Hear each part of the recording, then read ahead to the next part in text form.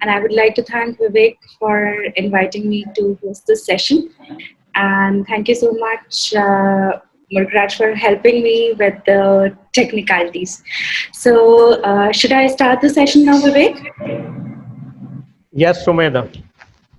Okay, thank you. A bit about me. So, hello everyone, I'm Sumedha Chatterjee, and I head marketing for the entire South Asian region at BMJ. I handle digital print, social media marketing, and I've been writing about my experiences with content and documenting my journey as a marketer in my blog at Digital Marketing Conclave.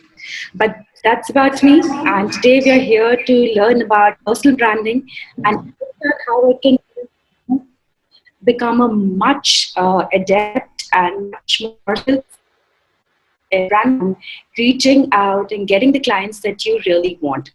So just hang on. At any point of time, if my voice is not audible, just feel free to drop me a chat, and I'll also be sharing some resources at the end of the session.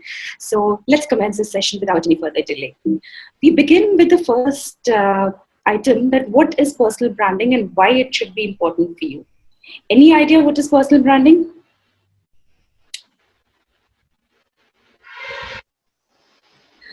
So personal branding is an important part of your journey as a professional. And today in this session, we'll be learning the importance and the need for personal branding and help you understand how to leverage personal branding to secure more professional opportunities and make you conversant with the techniques of personal branding through a brief practical session. So which I'm sure we will have to sort of manage with the technology that we have, but I'll be sharing some worksheets which will help us take our journey further. So why is personal branding important? In line with my first question, what is personal branding and why is it important? We are living in a world of saturation. As with all my friends who joined this session today, there are plenty of people who are operating in the space that you are operating in, that is the editorial space, right? And it is important for you as a professional to build visibility for the work that you do. Visibility will help you professionally position and this will help you gain more inbound opportunities, which is what all of us want. And ultimately, somewhere down the line, we'll be on a path to creating a very strong brand, the brand you, which is the most important thing that you can provide to a supplier. So let us see how you can commence your personal branding journey. So the benefits of a strong personal brand are that it will give you a steady stream of ideal clients. By ideal clients, I mean clients that pay on time, that are in alignment with your editorial ethics. It helps you in getting greater mind share because every editor, and I speak from experience, having worked in multiple publishing companies, so every editor or team or the managing editor or the publishing director has a pool of people whom they reach out to whenever they have editorial projects to be released. And a strong personal brand will ensure that you are directly there on top of mind of that particular team. Association with the market niche, some of us are very strongly associated with the niche, whether it's STM or that science, technology, medicine, or it's HSS. So association with the market niche is what a strong personal brand can help you further. Personal branding also helps you in developing greater credibility, in getting recognition and prestige, in developing, or building a higher perceived value, and in getting rewarding partnerships. So this slide briefly captures the benefits of a strong personal brand. So this is the part where I want to focus, and this is the most important slide of the entire day. What is your personal brand? What is your personal branding statement? So your personal branding statement begin with a statement like I help this particular target market with a set skill so that they get results XYZ. I hope this is clear because this personal branding statement is in essential the crux of the brand persona. I help, for me, I help small, medium businesses with marketing so that they get or business. So this is my own personal branding statement. A personal branding statement will have audience. So who are you relevant for? To whom do you appeal? Objectives. What would you like to achieve as a brand? What are your brand values? So for example, my personal brand values are empathy, communication, and integrity. You have to define what are your personal brand values. And finally, the soul of the entire personal branding exercise, what is your area of expertise? What is it that you're uniquely positioned to deliver? So in case you are an editor with STM journals or perhaps STM content, so your unique positioning statement should reflect your area of expertise. So what is your area of expertise? Perhaps it's delivering error-free STM content, or it is developing the best content experience when it comes to fiction. So you have to define your area of expertise because this is where you know yourself best. So this is where your internal introspection, your perspective into the work you've been doing and where you'd want to go would all come together to help you build this personal branding statement. So you can see examples of personal branding statement. I help develop sustainable business models and marketing strategies to fuel small business growth. So there is an action item, there is a verb, there is obviously a target group that I'm helping, and I'm helping them to achieve certain objectives. So I develop sustainable business models and marketing strategies to fuel small business growth. Similarly, I come to the second statement. I help individuals reassess their life choices, discover their true paths to success. So these are ways in which you can develop your personal branding statement. I want at least two people to come up with very clear personal branding statements right now. So Murgaraj, if you could just help me with a personal branding statement. Wow, that's too quick kind of question to answer. Anyway, I'll try. Uh, Yeah. so uh, I want to help Indian authors, especially academic, authors, to publish their work without any hindrance to their language skills, without their language skills hindering their publishing possibilities. That's beautiful. And if you just came up with that, I'm sure if we were to spend 2 minutes, we could. I mean, this is like really good for something to come just on the fly. This is really good, and it should be there on your LinkedIn profile. So, Thank you. so anyone else, if you could just help me with a personal branding statement. So, for those of you who've mentioned here, such as Anita, Ruchika, Cora. So just help me out with a personal branding statement. I'm sure that all of us can learn from each other in this session right now.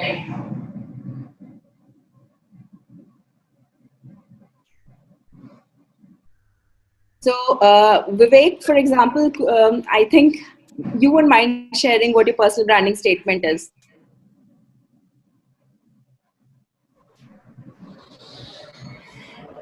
Yeah, I help connect clients with editors. It's very simple, but that's what I do with my Indian copy editors forum. Yeah. So And I and have. an, Mhm. and on an individual level, like as a medical editor, I help my publisher clients Mhm. pub, uh, publish their articles Right. as soon as possible. Right, right. So Vivek, I've been thinking about your personal branding statement before this session, and I have something for you. And I'm sure all of us can, use this opportunity to slightly turn around our personal branding a bit. So for Vivek, for you, since I know the kind of work that you're doing, I would rather, uh, you know, put your personal branding statement like I want to transform the publishing industry, helping talent connect with opportunity, something like that, right? So Yeah, yeah. you're on a mission connecting everyone. You're on a mission connecting, me with other folks out here in the editorial space. You are helping clients network with editors, and I mean the other way around. So it's a very broad personal branding statement that sort of reflects the kind of work that you're doing. So Suchira said, I help organizations to tide over crisis situations with the right strategy and management of the prevailing environment. Perfect. Nusrat says, I help build strong content for websites to help make themselves more effective. Nusrat, just a bit of advice. You're using the word help twice, so maybe you just want to skip that. And I help build strong content for websites, and then you can take it from there. Ruchika says, I help scientific authors deliver the research work with accuracy and reader-friendly manner. Cool. And finally, we have Anita. This is my current statement. I help individuals and organizations communicate effectively with their audience, enhancing the structure, clarity, and relevance of different types of content. Perfect. Everyone has their personal branding gains sorted, and I'm really happy to see that. So, Murugara, if you could just move to the next slide. Okay, so pointers for those of you who have not yet sorted your personal branding statement. So, few pointers. What is my core area of expertise? I may be an editor, right? But let me just point you towards something that will further help you refine, sharpen, and put that final bit of polish. So, if you are an STM editor, so that further narrows down your area of expertise. If you are content writer for young adult fiction, so that again is your niche, that is your area of expertise. What do I find is truly exciting to me? So a couple of you've mentioned that I help organizations deal with crisis situations, or I help organizations communicate effectively. So this reflects your passion, and this should somehow find its way into your personal branding statement. And for example, Vivek, I think transformation of the publishing industry is a cause that's very dear to your heart. So that should also find way in your personal branding statement.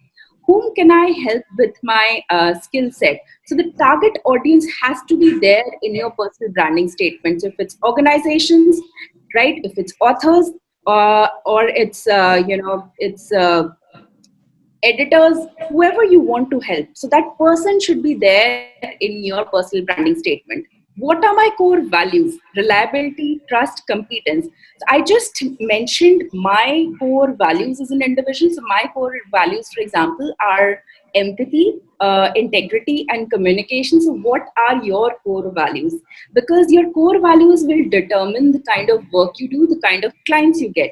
So I'm very clear that there are certain clients with whom I will not work. When I was an editor myself, so I was clear that there are certain companies that I would not work with no matter what, and that came up through my the distillation of my core values. So at that point of time, I didn't know that I had those values, but now in retrospect, I know that having those values helped me strike off certain clients off my list. uh, Very important. How do my colleagues and clients describe me? Let me take a bit of time to talk about this section. Perhaps I might have felt like I'm a very good editor because I transmit error-free work in tandem with the deadlines that are communicated to me. But are these the words that my clients use to describe me? That is very important. Our perception of our own self and our client's perception of ourselves needs to be aligned. So Cora I can see, has mentioned in the chat, I help authors enhance the language and give them clarity in flow, plot, character, and description in their writing.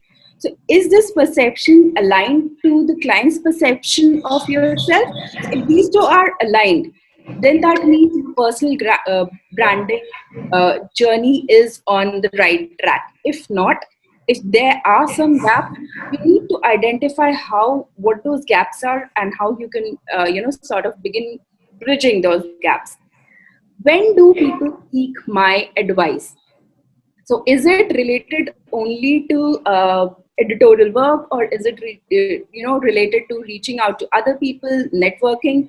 So these instances will help you define that how broad is your target audience, how broad is your scale of operation. Finally, why is it that people trust my opinions? So this is very important. Is it because I am giving them bias free opinion? Is it because I am giving them evidence based content?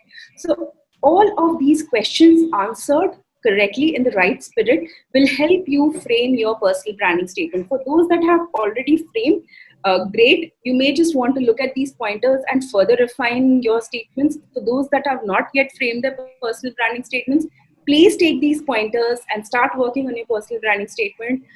Trust me, in any direction that you go after this webinar, or any project that you take up from now, having a strong personal brand will only enable you to position yourself strongly and get paid better as a service provider. Next slide, please. So, pillars of a strong personal brand. First is the personal branding statement. We've just done that exercise, and I'm sure that you found that exercise useful. Trust and loyalty, consistent delivery, and a clear vision. So if you don't have a clear vision of where you want to be in the industry that you're operating, then you will end up taking projects that you didn't want, getting disillusioned because you did not get to work with the kind of clients that you wanted, and it will generally lead to an erosion of your your personal faith in yourself. So having a clear vision of where you want to be is very important. So someone mentioned that I want to work with local authors, right? So having that vision is very, very important, and that's a beautiful statement to have as a personal branding statement. Consistent delivery. By consistent delivery, I don't mean completing your projects on time and reaching out to editors, having met deadlines. Consistent delivery is living up to your personal brand statement every day. If you have a personal branding statement, you have to live up to that vision every day. You have to deliver constantly on the promise that your personal brand has. Trust and loyalty. So trust and loyalty are what essentially shape our personal branding journey. So trust that your client has in you, and loyalty that you have towards your vision. So these are the pillars of a strong personal brand. If you may go to the next slide, please. Okay, so I want all of us who are there in this webinar to just devote 5 minutes in assessing what are your strengths, weaknesses, opportunities, and threats. When I started my journey as an editor in early 2000s, so uh, the editorial industry was just undergoing a transformation at that point of time. And we had just begun the transition from completely paper based editing to more advanced and sophisticated tools on a computer.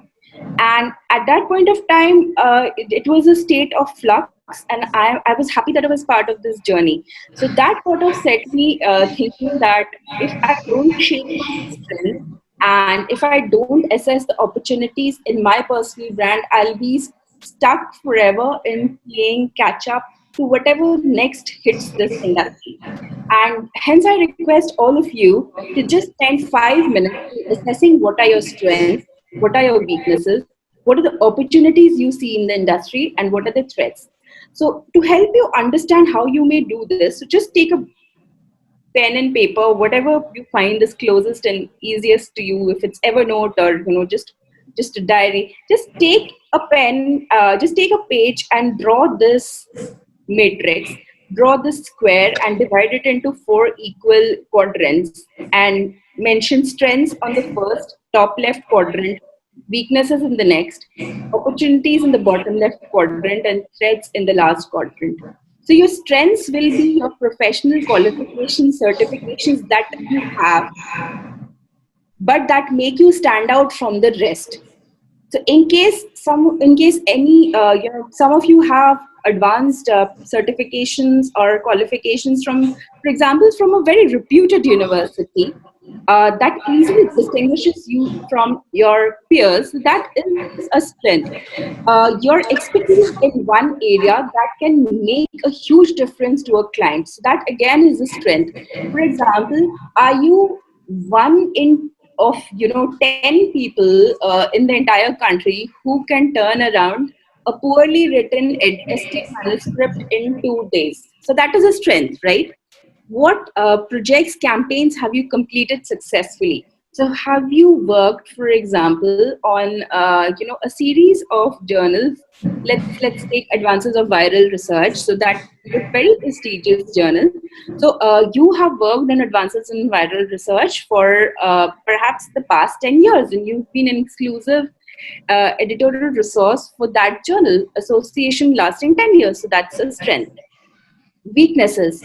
Do you have the necessary skills, qualifications to be successful in your current or future roles? So what do you see areas where you feel, if the industry were to pivot or the industry were to transform, you will be affected? So try thinking of weaknesses that you have, and try honestly evaluating all the weaknesses that you have, because bridging the weaknesses are crucial to building a strong personal brand. Opportunities. So any changes or advancements that you see in your industry that you can take advantage of. I didn't realize it then, and it's said that you can only connect the dots looking backwards. But being conversant with technology was a huge opportunity factor for me way back in 2000. So like 20 years ago, when the publishing industry was undergoing a transformation. So being very conversant with new tools was an opportunity for me. So is there a current opportunity that you see that you're missing? Is there an opportunity in the way the situation is at present? For example, COVID-19 has completely thrown everything that we knew into a dizzy. So things are changing as we speak, and the best thing is that we don't know how this entire ecosystem might shape up. So are there any opportunities that you spot? You are placed exactly the same way as everyone else is at present. So use this opportunity to network, reach out to editors in various publishing companies and start pitching the portfolio of services that you have. Threats.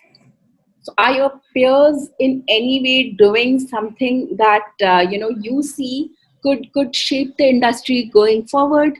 Are your personal traits in any way a threat to your professional position in the industry? So just evaluate your strengths, weaknesses, opportunities, and threats, and keep that aside along with your personal branding statement. So how many of you have thought of what your personal strengths, weakness, opportunities, and threats, or SWOT, SWOT? So just drop me a yes if this slide is clear.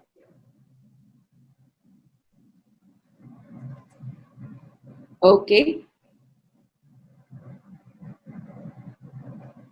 Okay. So thanks everyone, and please do not treat this SWOT analysis as an exercise just for today. This is an ongoing exercise for us as professionals. So try continuously evaluating your SWOT, and you have to do it from time to time.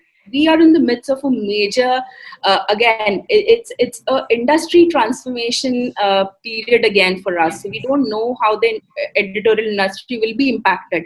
So continuously keep working on your SWOT. And next slide, please. Okay, so how to leverage social media? So we have our personal branding statement ready. We have our SWOT analysis ready, and I'm very much, I'm requesting all of you to keep both these items ready. And in case any of you have any doubts, you can always reach out to me. Next step is how to leverage social media. With both of these things ready, the first question on your mind might be, where all should you be present, right? So I see people who are present on multiple social networks, and sometimes as an individual, as a professional, it is suffocating for me to think that I will have to be present on so many social networks, reaching out, liaising, networking with people. So let me just simplify things for you. Choose one network of your choice. Choose one network where you feel you can make the most difference. And most importantly, choose that network where you think your target audience is present. For example, if you think authors are present on LinkedIn, choose LinkedIn. If you think that publishers are present or perhaps more interactive on Instagram, choose Instagram. If you are comfortable in choosing more than one network, then you are a rock star already, but at least choose one. At the end of this session, I want you all to choose one network and think of that network as your communication channel. Your objectives for that channel should be very simple. Your objective should be to position yourself as a personal brand, position yourself as a service provider of choice, as an editorial professional of choice. Next question, then what should be your content strategy and how should you grow that channel, right? So we will just have a brief look at the content strategy because it will not be possible to cover the entire content strategy for all the channels in a single session, but we will go through the broad outlines of the content strategy and the growth strategy. So how to leverage social media? As I was saying, that it becomes virtually impossible because we all have our day jobs. We have a skill set which we are already pursuing, right? We're editorial professionals, but how do we market ourselves? How do we brand ourselves? So instead of us being in many different channels, let us choose one channel of choice. I would request you all to have a website or a blog. uh, the reason why I say this is because all these channels, these social media channels are they belong to someone else, right? A blog or a website is your own platform. Tomorrow, if Facebook were to change its algorithm, or if LinkedIn were to change its algorithm, or a social networking site were to close down, your personal brand should not suffer. So I'm not sure if many of you remember, but there was a social networking site called Orkut, and I was very active on Orkut for quite some time, but it died a natural death, right? So imagine if you were doing that in today's day and age. You spent a lot of time nurturing one channel, and then suddenly at the end of whatever time, you realize that channel is closing down. So that should not in any way adversely impact your personal brand. So what can you do? Apart from one channel, please have your own website or have your own blog. So these two platforms, one is social media. Choose one social media channel, whether it's LinkedIn, Instagram, Facebook, Twitter, and one is your own channel, which is your website or your blog. So please use these two channels to build brand you. Next slide, please. Okay, so how do you build your audience? And for the purpose of this discussion, I'm going to take the example of LinkedIn, because personally, I feel LinkedIn is very, very relevant for editorial professionals. It's relevant because the publishers are there, the authors are there, and you have the general public who's interested in reading content. So, how do you build your audience? You have to first identify the gatekeepers. Who are the gatekeepers? In case you want to reach out to publishers of choice, the gatekeepers may be people within the editorial team. You maybe cannot directly network or liaise with a publishing director. So a gatekeeper in this case could be someone who's an associate editor or an editorial consultant. So these people will, these are the gatekeepers who will sort of barricade your direct liaising or networking with your TG. And your TG in this case, if they are editorial directors, so you have to identify how closely these people operate. You have to identify how we can keep all these different constituents involved. Next step is identifying the consumers. So who are the consumers? In this case, our audience, for example, authors, readers, these are the people who are consumers. Connection and growth strategies. How many of you have taken care to network and liaise with publishing directors on LinkedIn? How many of you are connected? Let me just qualify the statement further. How many of us are networked and connected to our top 5 clients on LinkedIn? Either wish list of clients or top 5 clients.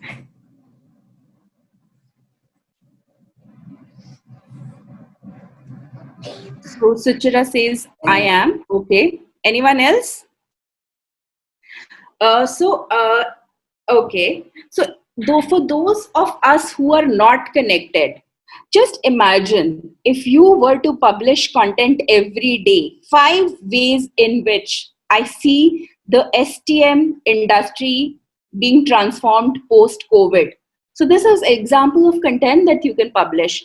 5 editorial tools for young content writers, right? 5 editorial mistakes best avoided, or you could have or you could have another content pieces like 5 book festivals which are a must visit for every HSS editor. Imagine this kind of content being published by you every day, being read by your target audience of choice. Can you imagine what it can do to your personal brand? It will skyrocket your online presence. It will ensure that you have top of the mind awareness and recall. All of this without even having once met that person in your life. So you can imagine without even meeting that person, you can create such a positive impact on somebody's, on somebody's perception of you as a professional. So please do take this opportunity and start creating a presence on your network of choice. In this case, I'm requesting you please explore LinkedIn certainly. Next slide, please. Okay, so we have talked a bit that we want to network with, our platform of choice, if, for example, is LinkedIn. Our people that we need to connect with are publishing directors, managing editors in publishing companies. But what do we publish? And what kind of content is usually liked by them? What if I write and nobody likes, right? Or what if I write and I receive so few likes that it discourages me and it puts me in a very, very uncomfortable situation in front of my target audience? You might be thinking, I wanted to influence these people to sort of build a positive profile of myself and get more opportunities. On the contrary, I ended up doing a disservice to myself. Trust me, it is not going to happen if you follow these 4 basics. You need to segregate your entire content into 4 buckets: outreach content, continuous engagement content, link building content, and positioning content. Outreach content is content that you will build for reaching out to people, right? Continuous engagement content. So this will ensure that you have top of mind recall amongst your target audience. Link building content. We'll talk about this in a bit, but let me explain it, in some fair bit of detail here. So, in case you are trying to build a network of other publishers or other authors. So just imagine if you were to write an article about top top 10 mistakes made by first time authors, right? We write an article and that could have some content around perhaps waiting too long to publish. That could be the top, the top mistake. The second mistake could be not reaching out to enough publishers, right? So, in this bit of content, imagine how many people can you link.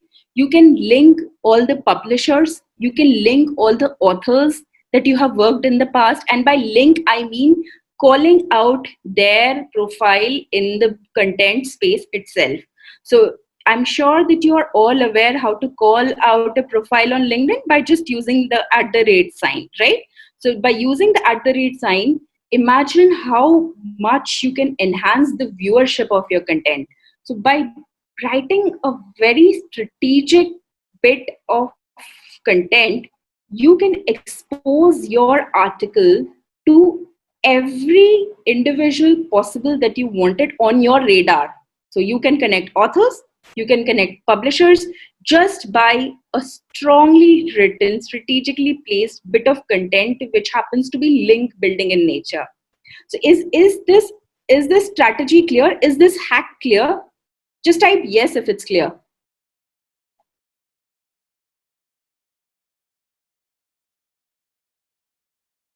Okay. So other examples of link building content. What are the other examples of link building content? So I just told you 10 mistakes made by first time authors. The other types of link building content could be my favorite, my top 10 books, right? My top 10 STM books. So when you write my top 10 STM books, you are again connecting the publishers, you're connecting the authors. You can use LinkedIn to call out their profiles, and again you have something that is inherently built to go viral. And what will happen when the content goes viral? Publishers will definitely look up your profile. Positioning content. So this content establishes you as an expert. Remember, we talked about that article when you talk about 5 mistakes made by first time content writers or 5 mistakes made by first time authors. So here you're writing from the perspective of an expert, which positions you very strongly in favor of your in the eyes of your target audience. So these are the type of content pieces that you should create. One question that I frequently get when you are creating content is that I'm doing so much of editorial work that I don't have time to create another set of content for LinkedIn. But think of this as a fuel that will propel your freelancing engine. Think of this as the fuel that will propel actually your editorial work. How you will generate a lot of leads from the content you write on LinkedIn or any platform of your choice that will actually get you more work. You can use 2 tools, and I am just mentioning the tools here. So I'm not sure if you've heard of these 2 tools, but Hootsuite and Buffer.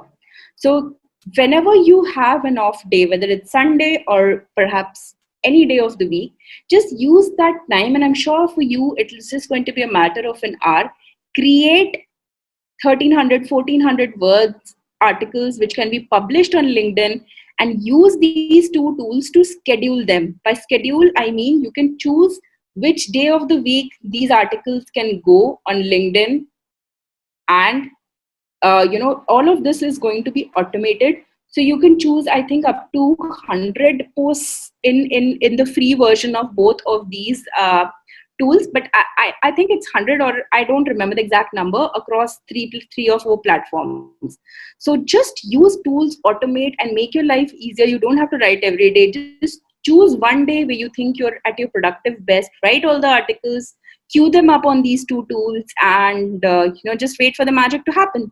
So is it clear till here, the 4 types of content that you can write? Outreach content, continuous engagement content, link building content, and positioning content. Okay, so can we have the next slide, please? Next, we come to the question identifying, how to build your content strategy, identifying your platform of choice. That we have all done. So we are all clear that after today, we are going to choose and adopt one platform, and that platform is either going to be LinkedIn or Instagram or whatever platform, but we're going to stay faithful to that platform for life. We are going to publish on that platform. We have seen the kind of content that we can publish: link building content, we've seen outreach content, positioning content. But content is inherently of 3 types.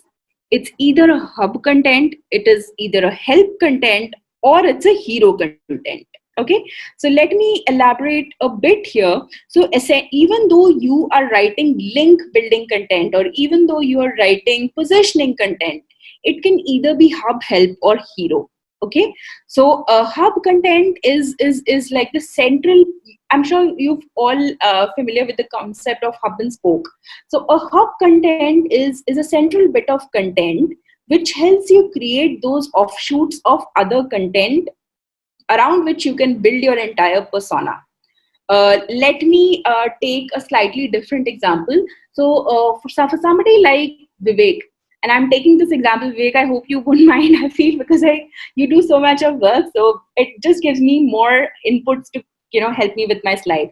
So Vivek, you are doing so much. So what you can do typically is create a hub content which you already have, and that hub content is transformation of the publishing industry, or transformation or connecting people with opportunity. So if you were to have a blog around that, or if you were to have, I'm sure I'm sure all of it is already in, perhaps in place or in motion. So if you were to have content around that, you could have offshoots like events, which you do, webinars. Another bit of content could be networking content, or perhaps professional opportunities. So connecting perhaps a local job board just for the publishing industry. So that is a hub and spoke model of the hub content. Help content. Let me elaborate a bit around help. So, what is the most searched phrase on Google? The most searched phrase on Google is how do I, right? How do I edit an article? How do I build how do I write 1400 words a day? Or how do I cook a certain item, right? So help content is essentially that. Help content is helping others build a skill, helping others develop certain skills and doing something better. So help content is extremely popular, and it will get you tremendous amount of appreciation, likes, views. So help content is something that you should definitely focus on. Let me give you an example of help content. uh, Top 10 tools for early editorial professionals, or top 10 tools for young editorial professionals. If you write this sort of content, imagine how useful it will be for young editors. It may also, somewhere bear on your mind, am I helping out my competitors? But no, as you have to define your own personal brand. If your own personal brand is about helping other people, then you should publish help content. Hero content. So hero content could be if you, for example, do a interview with somebody who's a publishing industry stalwart, right? There are many. So here you could showcase those individuals who've been contributing a lot to the publishing industry, or you could be interviewing a very well-known author. So you are already leveraging the network of that particular individual. You're riding that particular person's network and using it to help your own goals, which is not bad, which is exactly how networks help operate, and they actually function. So you're just taking advantage of other people's network. Create a content and distribution calendar. I am always in the favor of something that's easy and smooth to manage. It's inexpensive. So just pull out an Excel sheet, block out times in your calendar where you feel you're most productive. Set a target for yourself that I have to write 1000 to 1500 words every day for my own personal brand. I do all my writing for my clients, I do all my editing for my clients, but I need that bit of time for myself. And put yourself reminders on your calendar on Gmail, and force yourself, drive yourself to create content for your own self. You own it to yourself, right? So once you do that, stick to a scheduling frequency. Use the two tools that I mentioned, Hootsuite and Buffer, and choose 2 days in the week where you regularly publish content on that platform.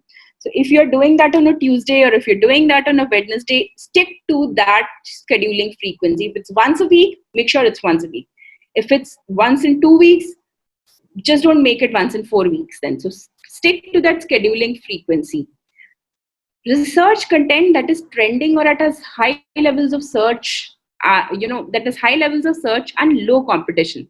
So once you have created content, for example, for 1 week, you have been publishing content now for every Tuesday or Thursday, right? Suddenly there is a trend which you feel you have to acknowledge as a content writer. For example, the lockdown, right? So you could perhaps write an interesting take on how has a lockdown affected your operations as a content writer, or your way of functioning as an editorial professional.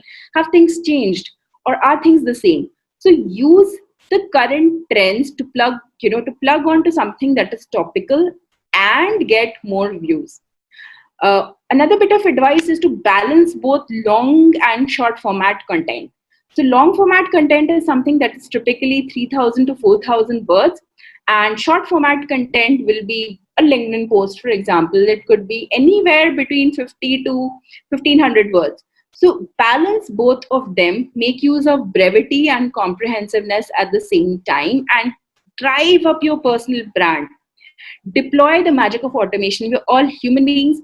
I am a marketer, but I don't get enough time to invest time on my own personal brand. But I use automation tools. You don't have to pay for any of these tools. Most of them have a freemium version. So there are some features that are free, some features that are paid. Please use the free version to the hilt. You've been given those free versions for a choice. You've been doing so much work for your clients. Why not invest this time in yourself? So next slide, please. So are we all clear till here about how you can build a content strategy? Just drop me a yes, please. Great.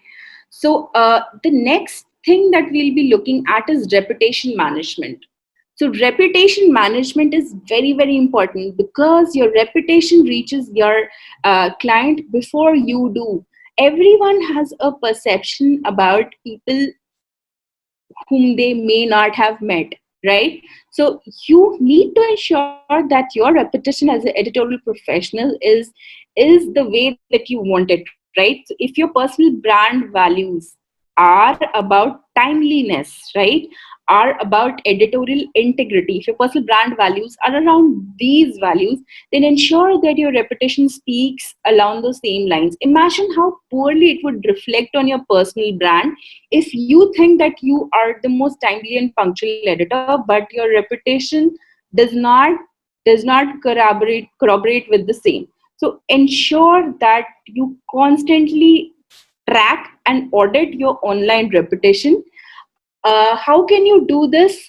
How many of you send out feedback forms to clients after you complete one project? How many of you send feedback forms or ask for written feedback? Sometimes. Okay, Anita says sometimes. Who else ask? Okay, Richika, you ask for written feedback. Murugaraj, rarely. Why?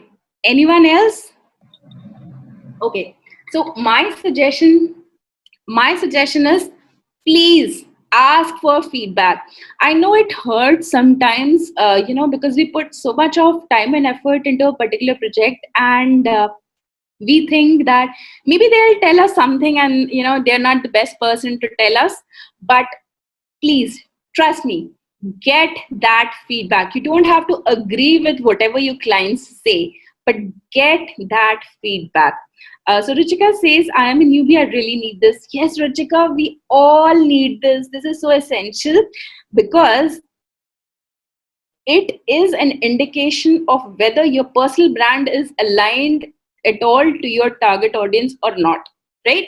So make a very simple Google form. You don't need a lot of tech to get this sorted. You just need one simple Google form. Give them very simple 5 questions, yes, no, and if you want, you can just leave give them one open ended question, but get them to share what they think about you. You may think that I'm uh, my I'm getting what I wanted, that is my payment. So why do I really need to care about the feedback? The feedback is what will differentiate you from others. The feedback will help you fill those gaps that we talked about, and the feedback will ensure you get renewal clients. If you had how many of you are here with more than 5 years of experience? Okay. Now, imagine if since the past 5 years you had been collecting feedback from everyone, right? So, on an average, how many clients do you work with in a year? How many clients with how many clients do you work with in a year? 5, 10, 15, 2? Just give me a ballpark figure.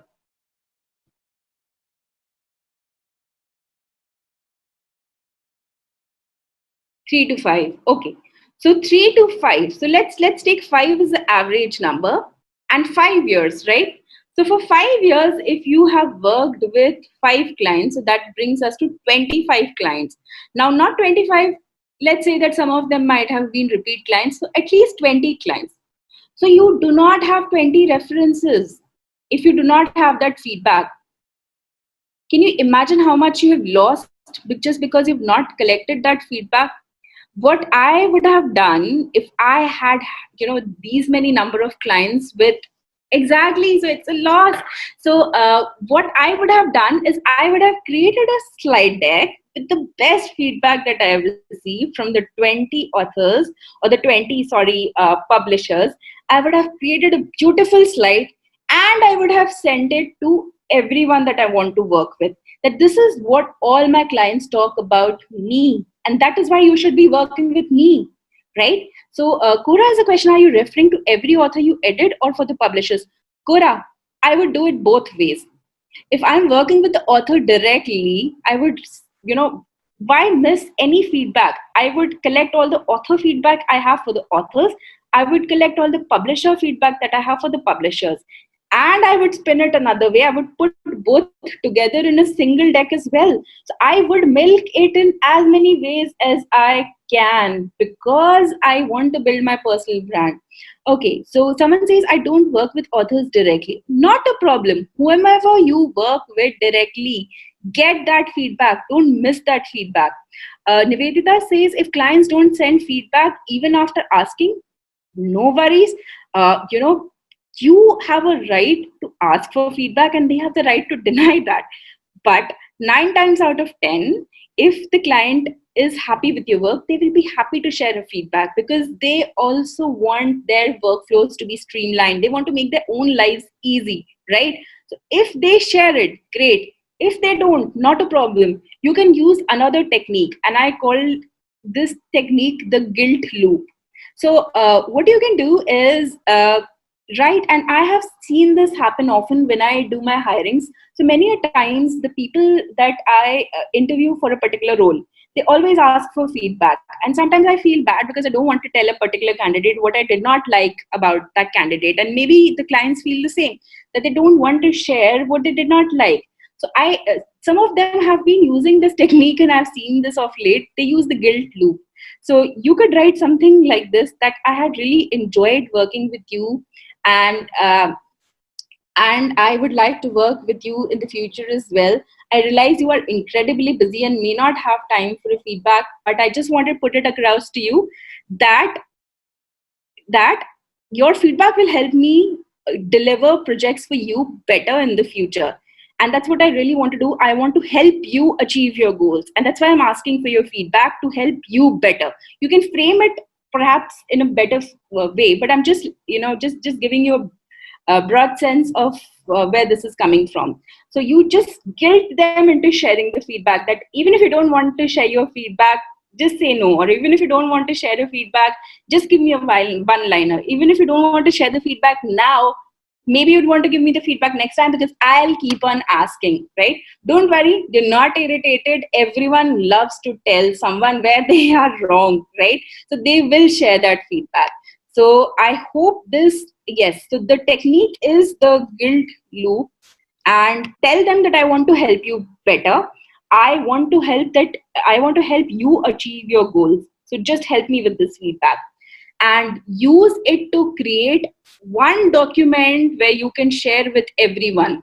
How I would take it up a step further, how I would take it up a notch, is I would then see, out of the 20 clients, how many of them have been my repeat clients. If 5 of them have been with me since year one, I would put that in a separate page, and I would say, my repeat clients say this about me, or feedback from repeat clients. Or I would say that, hey, my renewal rate is 90%, which is better than average renewal rate of the most industry, right? So Kora says, how do I upload this feedback as one gets it on Gmail? Kora, just copy this from Gmail onto a Word document, or onto a slide, which is PPT. Just beautify that PPT a bit. Use these two tools, Canva, and you can use Canva or Snappa. So if you have any problems, just reach out to me. But use these two tools to create a beautiful slide deck, to create a document that is professionally designed. And the next time you're writing to another publisher, go back and hit them with evidence. Tell them that this is what your publishers, this is what your clients think about you, and why they should be hiring you. Okay, so is it clear till here?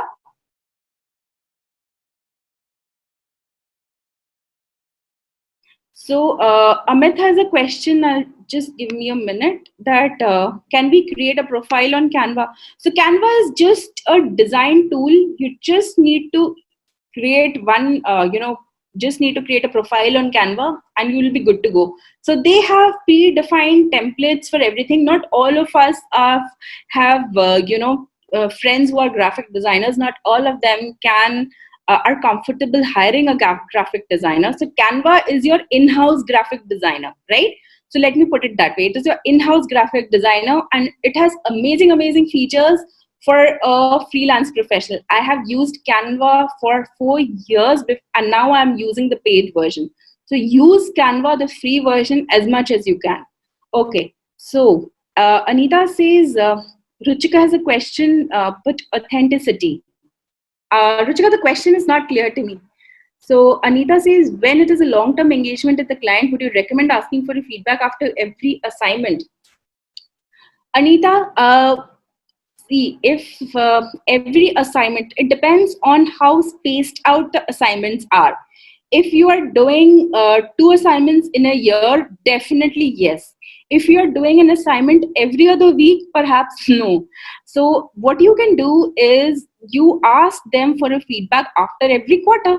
So you in Jan, Feb, March, you just segregate the entire year into 4 quarters and get a feedback after every quarter and call it your quarterly feedback review, or give it a nice pin like QFR or QRF, and just say that this is a new initiative that I'm rolling out because I want to ensure that I give you the best possible services and the experience, and that's why I want to ensure that I have your feedback all the time.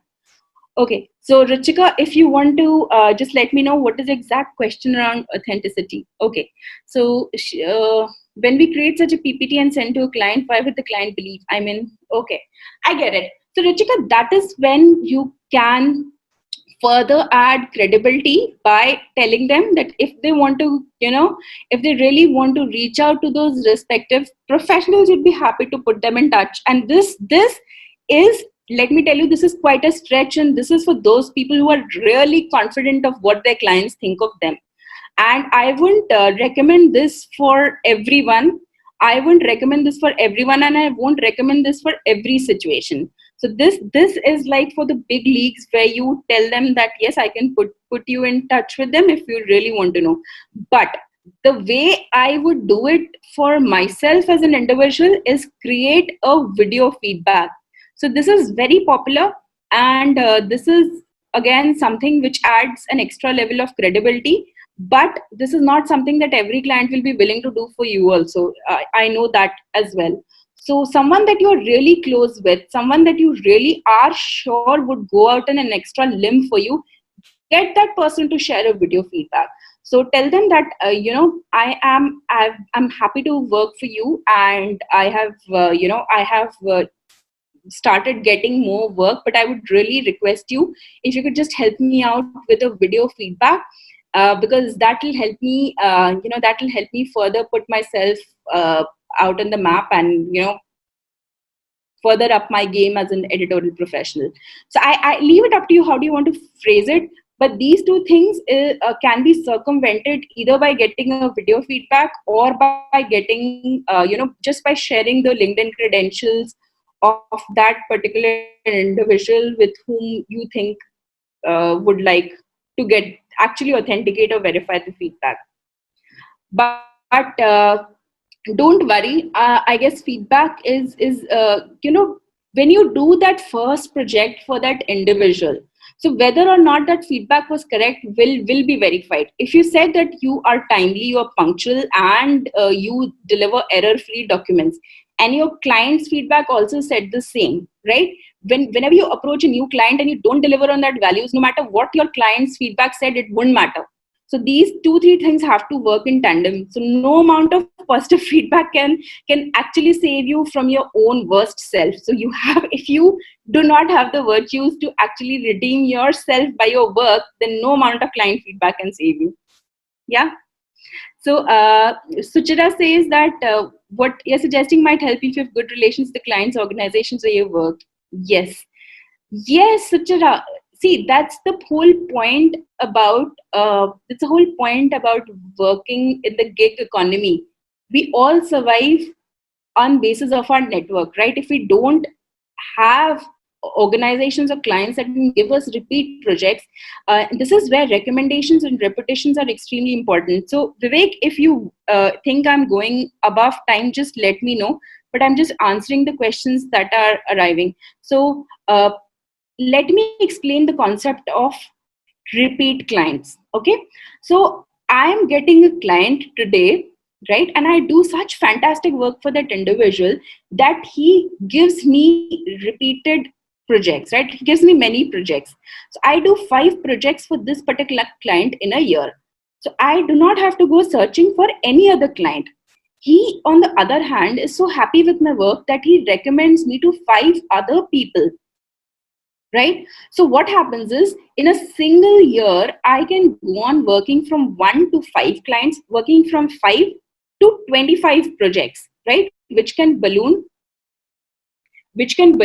outside, which can balloon, purely on the basis of number of recommendations that I get.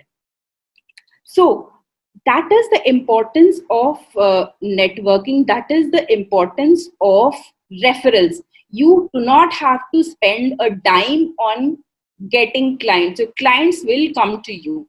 So is it clear? Is it clear till here? Okay.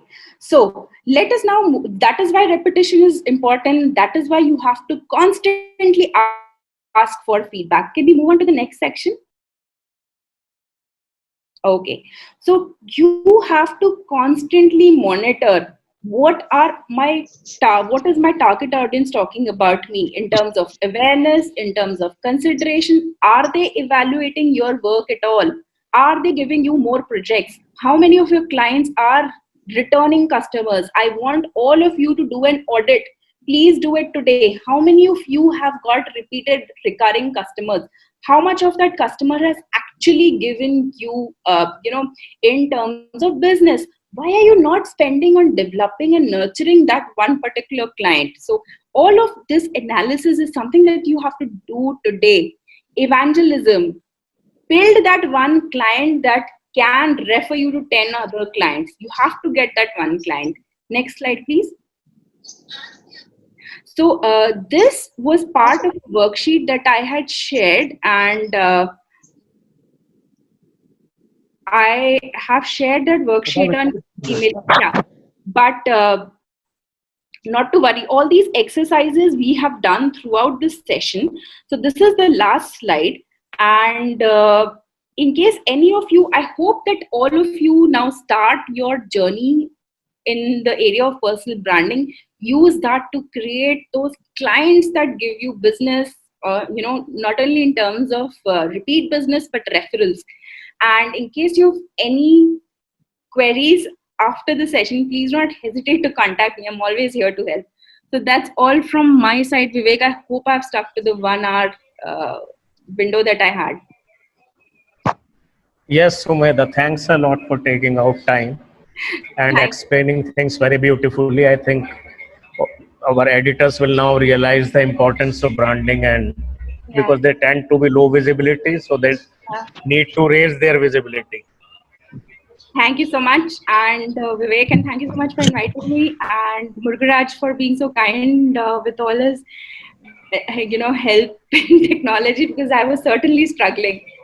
And everyone, I'll be sending you a feedback form which you have to help me out with, so that I can deliver all my future sessions in a much better fashion. And I know the feedback is around technology, so don't worry, I know that. Sumedha. And one thing I would like to mention, which Ruchika was asking about the authenticity of feedback. So maybe in LinkedIn there is an option of directly asking for feedback. If she uses that, Yeah, then that feedback will be counted as authentic because it will be coming straight from your client. Like you will not be doing any cutting and pasting or the slide thing. It will be sure. part of your profile. Sure. And I have been doing some of these video testimonials. Initially, people are a bit hesitant, and video is very authentic. So try getting at least one video testimonial. It will certainly ensure that any client remembers you. They'll be like, yes, this is the one person who brought a video testimonial. So you may want to try Yeah, it. yeah, that would be very exciting. And maybe if some of you can do a 30-second video for ICF, that will maybe motivate others to join our group and be a part of Yeah. this community. Yeah. So Cora has a question, but publishers would not bother to give you a testimonial on LinkedIn. Cora, I have myself given testimonials to a lot of folks on LinkedIn, and there I understand there may be people who are not willing, but you have to find uh, that one person who will help you out. See, I understand an editorial director or a publishing director may not, but maybe a managing editor would, or maybe the commissioning editor, or no, not sorry, not commissioning editor, but the development editor would. You have to find that one person you would, and you have to get them to share that testimonial. And if they don't, imagine if none of them share it. Don't worry. You can reach out to authors, you can reach out to people who would be willing to give. Getting that testimonial, though it is crucial, it's not life ending. If you don't get it, don't worry. I'm sure that sometime very soon someone will be, will see reason and share a positive testimonial of the work that you've been doing. So I do So, hope we will see more websites and more testimonials from the ICF members now that they know the benefits of branding. It does so much of indirect marketing basically for them. sure, sure. Like for me, I have found all my clients on LinkedIn. So Great. I think So it's been wonderful interacting with you all, and I hope that I've been in some way able to propel you in building your brand. As Vivek has said, if you have any questions, just feel free to reach out to us, and I'll be happy to do anything that I can do for each one of you for ICF. So yes, and thank you, and have a nice weekend or whatever is left of it. So thank you. thanks Sumedha, thanks Bye once bye. again, and thanks Murugaraj for facilitating Yeah, the session. thank And you. next Sunday we will look forward to your session.